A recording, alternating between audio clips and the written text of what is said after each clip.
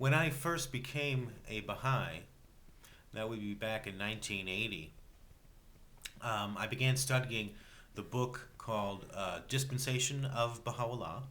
That's written by Shoghi Effendi. And it used to be published in this pamphlet form. I'm not sure whether they still have that separately published. It may be found, however, in the larger book called The World Order of Baha'u'llah by Shoghi Effendi.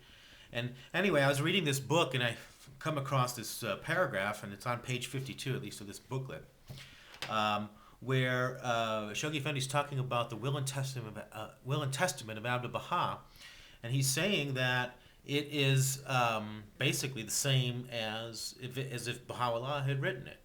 That the mind of Abdu'l-Baha was so infused with the knowledge of Baha'u'llah's purpose that basically the Will and Testament could be construed as being the same as Baha'u'llah's will. So I thought to myself, wow, I hadn't read the Will and Testament. Nobody even mentioned it to me before I become a Baha'i, before I declared in that organization. So I decided I better go ahead and read the Will and Testament of Abdu'l-Baha. So I went to the Baha'i bookstore, which was located at the House of Worship in Wilmette. And when I looked through the bookstore, I couldn't find the Will and Testament anywhere. I kept looking and looking, figuring that this such an important book would certainly be on display in the bookstore, but it wasn't. So I finally asked the lady behind the counter if they had the Will and Testament, and she looked at me suspiciously, asked me if she could see my Baha'i ID, which I then pulled out of my wallet. At that time, I was a card-carrying Baha'i in good standing. So after I showed her my ID, she reaches down under the counter, pulls out a copy of the Will and Testament of Abdu'l-Baha, like it was some kind of pornographic magazine or something. Now, they don't do that anymore. They do now have it in the bookstore.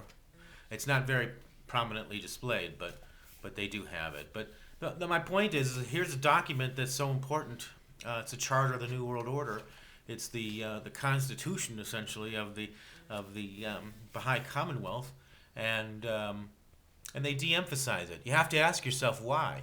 Why has the large Baha'i organization, now headquartered in Wilmette, why are they squelching, de-emphasizing the Will and Testament of Abdu'l-Baha?